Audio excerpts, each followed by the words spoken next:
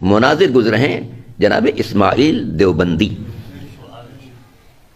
اسماعیل دیوبندی، ہزاروں افراد کو انہوں نے ادھر سے یہاں کھینچ کے لائے۔ بڑے دلچسپ ان کے واقعات بھی ہوتے تھے، بہت ذہین آدمی تھے، بڑے مناظرے ان کے ہول سے لوگوں سے ہوتے تھے۔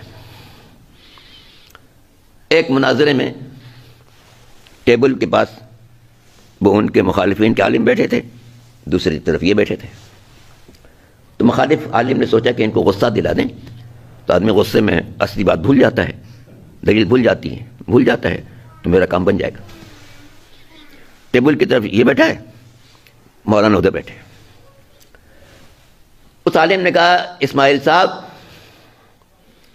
یہ بتائیے، خراب لفظ استعمال کیا اس نے، اسماعیل صاحب یہ بتائیے شیعہ اور سور میں کیا فرق ہے؟ کہنے لگے کہ تم مجھے شیعہ سمجھ کے سوال کر رہے ہو نا؟ ہاں ہاں اسی لیے سوال کر رہے ہیں۔ جنہوں نے بالش سے ناپنا شروع کیا، کہا 5 بالش تھے، 5 بالش، ادھر شیعہ بیٹھا ادھر سور بیٹھا۔ ان سے کسی نے پوچھا کہ جناب آپ تو ادھر تھے، ادھر کیسے آئے؟ دیوبند کے پڑھے ہوئے تھے، اور دیوبند کے لوگ جیسے ہیں آپ پتہ ہے،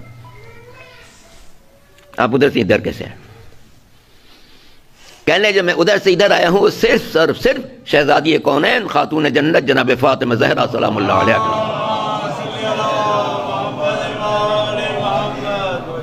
کہنے ہاں ان کی وجہ سے کیسے آئے؟ کہنے ہاں انہی کی وجہ سے آئے۔ میں نے اس کی داستان سنائی، میں اس کو مختصر کر کے آپ تک پہنچاؤں گا۔ کہنے لگے جب میں دیوبند سے پڑھ کے آیا تو جوانی کا خون تو تھا ہی، دیوبند کی تعلیمات سے اور بھی نشہ چڑھا ہوا تھا، تو میں اپنی بستی میں خوب آپ لوگوں کے خلاف بکواس کرتا تھا، خوب باتیں کرتا تھا، شیعہ ایسے شیعہ ایسے شیعہ ایسے، یہ جتنا ہو سکتا تھا میں بکواس کرتا تھا۔ میں جس گاؤں میں تھا، فیصل آباد کے قریب ان کا گاؤں تھا، میں جس گاؤں میں تھا اس کے پڑوس میں ایک انتہائی محترم سید زندگی گزارتے تھے، بزرگ بھی تھے، انتہائی خوبصورت بھی تھے، اور لوگوں میں ان کا ایک خاص احترام بھی تھا۔ وہ اپنے گاؤں میں میری تقریریں سنتے تھے۔ ایک روز انہوں نے میسیج بھیجا، پیغام بھیجا کسی کے ذریعے سے کہ میں آپ سے ملنا چاہتا ہوں۔ میں نے کہا دے نہیں، مجھے کوئی ملنا نہیں آپ سے، کیونکہ میرے اندر بغض تھا، مجھے آپ سے کوئی ملنا نہیں۔ کچھ دن بعد پھر ان کا پیغام آیا کہ آپ سے ملاقات چاہتا ہوں، میں نے پھر ٹال دیا۔ جب تیسری دفعہ ان کا پیغام آیا، کوئی آدمی لے کے آیا، اور میں نے پھر ٹالنا چاہتا، میرے لوگوں نے کہا بھائی کیا ہے، اتنا شریف آدمی ہے، بزرگ ہے، محترم ہے، آپ اس کو آنے کیوں نہیں دیتے؟ کہنے اپنے لوگوں نے اتنا اصرار کیا کہ میں نے کہا ٹھیک ہے آپ تشریف لائیے۔ جب وہ تشریف لائے، میں نے ان کو ظاہر ہے کہ سید صاحب تھے تو ان کو احترام سے بٹھایا۔ کہنے لگے کہ مولانا صاحب میرے ذہن میں 2-3 چھوٹے چھوٹے سوال ہیں، میں کوئی پڑھا لکھا انسان نہیں ہوں، آپ کوئی لمبی چوڑی بات کریں گے میرے سمجھ میں نہیں آئے گی، بس ہاں یا نہ میں جواب دیجیے گا۔ میں نے کہا چلو آسان ہو گئی بات۔ کہنے میرا پہلا سوال یہ ہے کہ جب پیغمبر دنیا سے تشریف لے گئے تو کیا ان کی کوئی بیٹی دنیا میں تھی؟ میں نے کہا ہاں جناب فاطمہ زہرا سلام اللہ علیہا دنیا میں تھی۔ کہنے ہاں آپ نے صحیح کہا۔ میرا دوسرا سوال اسی طرح ہاں یا نہ میں جواب دیجیے گا۔ دوسرا سوال یہ ہے کہ کیا اس بیٹی نے دربار میں کوئی مطالبہ کیا تھا؟ اب میں خاموش کیا جواب دوں، ہاں کہوں نہ کہوں، نہ کہہ نہیں سکتا، ساری تاریخیں لکھی ہوئی ہیں، ہاں کہوں تو اگلے سوال کا مجھے بتائیں۔ بہت دیر میں خاموش رہا۔ ان کا نہیں آپ میرے کوئی بھی سوال جو بھی آپ کے ذہن میں ہے ہاں یا نہیں کہہ دیجیے۔ کیا اس بیٹی نے کسی چیز کا دربار میں مطالبہ کیا تھا؟ میں نے سر جھکا کہ ہاں کیا تھا۔ کہنے آپ نے صحیح جواب دیا. بس آخری تیسرا سوال, کیا دربار خلافت سے اس کو وہ چیز دی گئی؟ اب میں کیسے جواب دوں؟ ہاں کہہ نہیں سکتا, نہ کہوں تو ساری دنیا میری مخالف. کہاں ہے پیغمبر کی بیٹی کوئی بات مانگے؟ میں بہت دیر خاموش رہا. کہہ لیں آپ کے ذہن میں جو بھی ہے ہاں یا نہیں کہہ دیجئے, میں جاؤں. جب اصرار کیا میں نے کہا نہیں. کہتے ہیں جیسے ہی میں نے کہا نہیں, میرا اپنا مجمع مخالف ہو گیا کہ وہ کون سے بدبخت لوگ تھے جن سے پیغمبر کی بیٹی کو چیز مانگے اور وہ نہ دیں. اگر اس بیٹی کا حق نہیں تھا تب بھی پیغمبر کے احترام کا تقاضا تھا کہ دے دینا چاہیے تھا. اور مطالبہ کرنے والی کون ہے؟ صدیقہ طاہرہ سلام اللہ علیہا. کون بی بی؟ جسے جھوٹوں پر لعنت کے لیے سرکار دو عالم اپنے ساتھ لے گئے تھے. اس سے زیادہ سچا کون ہو سکتا ہے جسے پیغمبر اپنے ساتھ لے جائیں جھوٹوں پر لعنت کرنے کی, جھوٹوں پر لعنت کرنے کی. بات سے بات نکل آتی ہے. مونٹریال میں عشر محرم کے لیے گیا تو میرے میزبان نے کہا کہ میں چاہتا ہوں آپ کی ایک ملاقات کروں ایک پروفیسر سے جو پہلے ہندو تھے اب شیعہ ہیں. میں نے کہا واہ, ضرور ان سے ملنا چاہیے, ادھر سے ادھر کیسے آ گئے؟ وقت طے ہو گیا, 10-12 دن مجھے ٹھہرنا ہی تھا.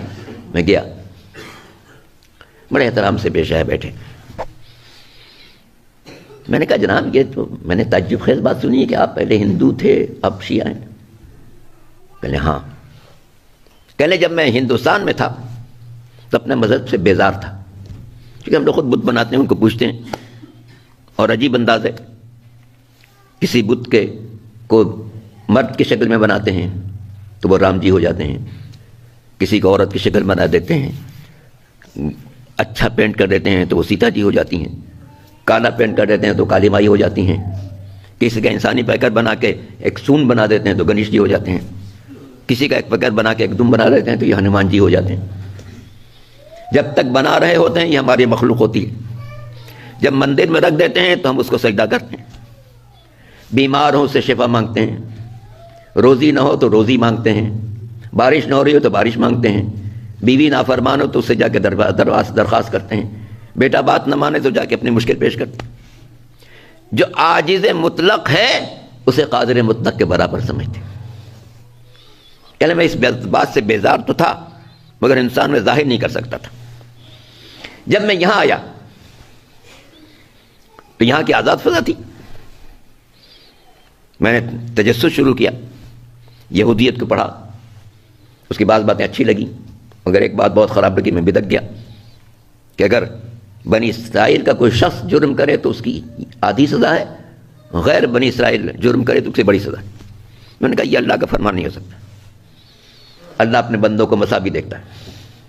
میں بدک گیا, پھر انجیل کو پڑھا تو انجیل میں کچھ داستانیں نظر آئیں, میرا دل اس طرف نہیں گیا. جتنے مذاہب تھے سب کو پڑھتا رہا, میرا دل قائل نہیں ہوا. یہاں تک ایک مسلمان پروفیسر نے مجھے قرآن دے دیا.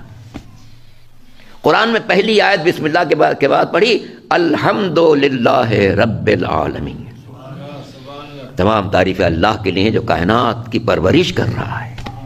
میں نے کہا یہ مذہب سے ہی نظر آ رہا ہے کہ جو اس رب کی بات کر رہا ہے کہ جو پوری کائنات کی پرورش کر رہا ہے, جمادات کی, نباتات کی, حیوانات کی, انسان کی, سب کی پرورش کر رہا ہے.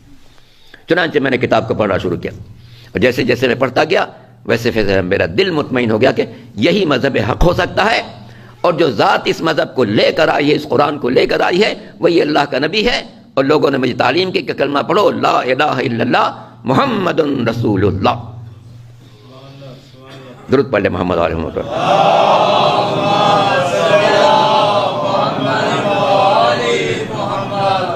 میں نے کہا جناب آپ یہاں تک تو پہنچ گئے کہ آپ نے قرآن کے ذریعے سے کلمہ پڑھ لیا, مسلمان ہو گئے. ہماری طرف کیسے آئے؟ ہماری طرف کیسے آئے؟ کہنے لگے قرآن کی 2 آیتوں نے مجھے مذہب اہل بیت پر پہنچا دیا. میں نے کہا اچھا وہ کون سی 2 آیتیں؟ کہنے لگے سورہ توبہ کی وہ آیت جس میں ارشاد ہے کہ یا ایھاالذین آمنوا اتقوا اللہ وکونوا مع الصادقین، ایمان والو اللہ سے ڈرو اور سچوں کے ساتھ رہو۔ میرے دل نے کہا کہ یقیناً یہی پیغام برحق ہے کہ انسان کو ہمیشہ سچوں کے ساتھ رہنا چاہیے، جو سیرت میں سچے ہوں، کردار میں سچے ہوں، رفتار میں سچے ہوں، گفتار میں سچے ہوں، انہی کے ساتھ رہنا چاہیے۔ کہنے اس کے بعد دوسری آیت سورہ آل عمران نے مجھے بتایا کہ کائنات کے سب سے بڑے سچے کون ہیں۔ کہ سورہ آل عمران میں ارشاد ہے پیغمبر سے، اے پیغمبر جو لوگ علم و یقین آنے کے باوجود آپ سے بحث کر رہے ہیں ان سے کہیے تعالوا ندعو ابناءنا وابناءکم ونساءنا ونساءکم وانفسنا وانفسکم ثم نبتہل فنجعل لعنت اللہ علی الکاذبین۔ اے پیغمبر جو لوگ علم و یقین آنے کے باوجود آپ سے بحث کر رہے ہیں ان سے کہیے آؤ تم اپنے بیٹوں کو لاؤ، ہم اپنے بیٹوں کو لائیں، تم اپنے خواتین کو لاؤ، ہم اپنی خواتین کو لائیں، تم اپنے جان و دل کو لاؤ، ہم اپنے جان و دل کو لائیں، تاکہ جھوٹوں پر لعنت کریں۔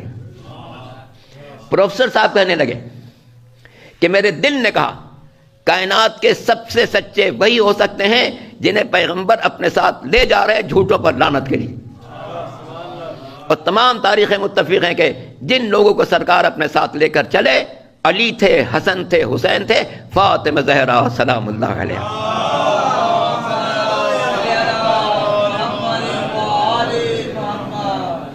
فاطمہ زہرا اس صداقت کی منزل پر ہیں۔ آپ سب جانتے ہیں ایک منزل سچ ہے اور ایک منزل حق ہے۔ کوئی واقعہ آپ جیسا دیکھیں ویسا بیان کریں، سچ ہے۔ جیسا بیان کریں ویسا ہو جائے، یہ حق ہے۔ شہزادی کونین سے جب بچوں نے شب عید کہا کہ مادر گرامی ہمارے کپڑے کہاں ہیں، اگر کپڑے درزی کے یہاں بھیجے ہوتے اور پھر بھرماتی کہ تمہارے کپڑے درزی لائے گا تو یہ سچ ہوتا، لیکن بھیجے نہیں تھے۔ شہزادی نے کہا بیٹو تمہارے کپڑے درزی لائے گا۔ ملک مقرب 2 جوڑے لے کر چلا، ایک سرخ جوڑا ایک سبز جوڑا، در سیدہ پر پہنچا، دق الباب کیا۔ شہزادی نے پوچھا من علی الباب، دروازے پر کون ہے؟ اس نے کہا انا خیاط الحسنین، حسنین کا درزی آیا ہوں۔ ملک مقرب تھا، خازن بہشت تھا، رضوان تھا، مگر یہ نہیں کہہ سکتا تھا کہ میں خازن بہشت ہوں، میں رضوان ہوں، میں ملک مقرب ہوں۔ گویا بتانا چاہتا تھا کہ میرا شرف ہے کہ میں رضوان ہوں، میری منزلت ہے کہ میں خازن بہشت ہوں، میرا رتبہ یہ ہے کہ میں ملک مقرب ہوں، مگر آج میرا سب سے بڑا رتبہ یہ ہے کہ میں حسنین کا درزی بن کر آیا ہوں۔ تو شہزادی نے جو کچھ کہا ویسا ہوا، تاکہ دنیا پر واضح ہو جائے شہزادی کے بعد سچ سے بڑھ کر حق کی منزل پر ہے، اور جو حق کی منزل پر ہو اس سے ثبوت مانگا جائے، اس سے دلیل مانگی جائے۔ اگر آپ ہمارے لیٹسٹ ویڈیوز کے بارے میں جاننا چاہتے ہیں تو ہمارے چینل کو سبسکرائب کریں اور بیل آئیکن کو پریس کریں۔ شکریہ۔